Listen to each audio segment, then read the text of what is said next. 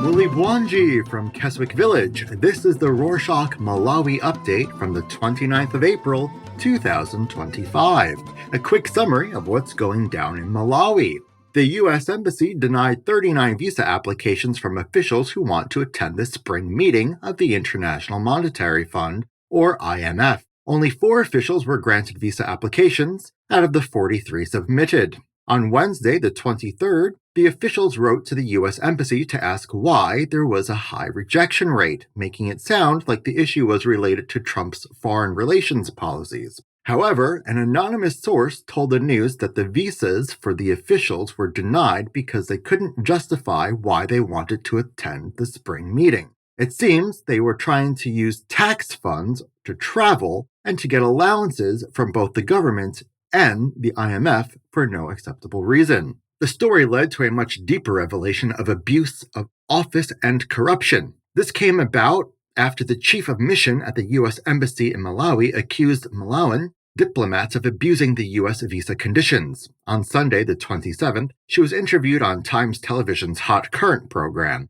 and she revealed that some Malawians overstay their visas after arriving in the U.S., and they either work illegally or apply for asylum under false grounds, like fleeing political arrest. She said these actions undermine the integrity of the entire visa system and warned that abusing the visa rules this way could jeopardize opportunities for legitimate visa applications. The impact of the U.S. policy shifts still unraveling in Malawi, with the latest hit being the cancellation of a $350 million contract that was meant to build roads in the southern and northern regions. On Sunday, the 26th, local news announced that the Millennium Challenge Corporation, a U.S. foreign aid agency, had decided to terminate its Transport and Land Compact, which became active in May 2024 and aimed to fix 4 roads with a combined length of nearly 200 kilometers, which is 180 miles. The Minister of Transport said that Malawi is now stuck because they did not include the funded road projects in the just passed 2025-26 national budget. And since there are no backup donors, they will have to start looking for new ones.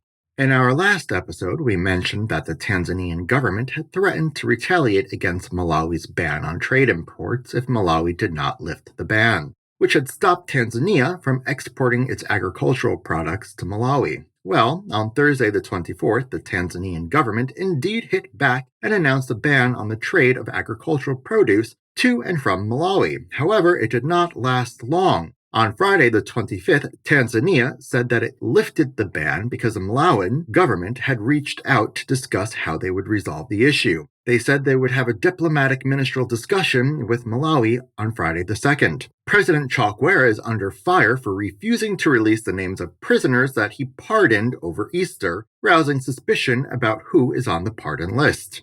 On Friday the 25th, the Platform of Investigative Journalism revealed that the Ministry of Homeland gave the president request for the pardon of Misozi Chantunya, a murder convicted serving a life sentence, and Pika Manando and MacDonald Kumwambwe, who are serving long prison sentences for attempting to murder Paul Fuayo, the former budget director during the Cashgate scandal, which is Malawi's biggest fiscal crime. The platform couldn't confirm whether the president granted the pardons to any of the 3 prisoners. However, their story caused locals to start demanding that the government release the names of pardoned prisoners. On that note about the president, he was in Lilongwe in the central region on Monday the 28th to preside over the official opening of the second Malawi Mining Investment Forum. President Chakwera told local news that Malawi has vast minerals that are high in demand and have the potential to help the country achieve economic stability. However, in another address, Ezekiel Ngoma, the Minister of Mining, said that despite these mineral resources, Malawi has seen minimal benefits because of poor decision-making, ineffective policies, and rush mining development. During the launch, President Chakwera announced the establishment of the Malawi Mining Authority to oversee activities in the mining sector. On Sunday, the 27th, Michael Yusi, the vice president, launched his own political party called Odayazekala Malandu, loosely translated as "He who eats his own has no troubles." However, on Tuesday, the 29th, local news said the party is not registered under the Political Parties Act. The Registrar of Political Parties said his office hasn't got UC's party on the list of registered political parties, so it isn't an official party. During the party's launch, UC said it was an official political party, but did not say whether he would contest in the presidential election this September. He also said he would present his manifesto soon. UC's party started as a movement in the run-up to the 2019 elections, but disappeared after UC joined the United Transformation Movement, or UTM. UC's revival of the party comes after he refused to contest for the UTM presidential role,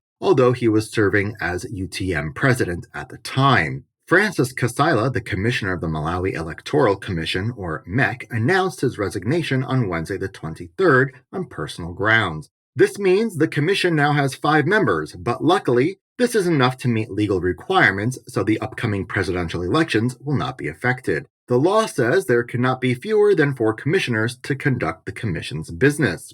Kasaila's resignation came just days after he won the primary elections for the parliamentary seat in the Nisanj Central constituency in the southern region for the Democratic Progressive Party. Many applauded the move, saying his decision to focus on being a MP would not interfere with any operations at MEC.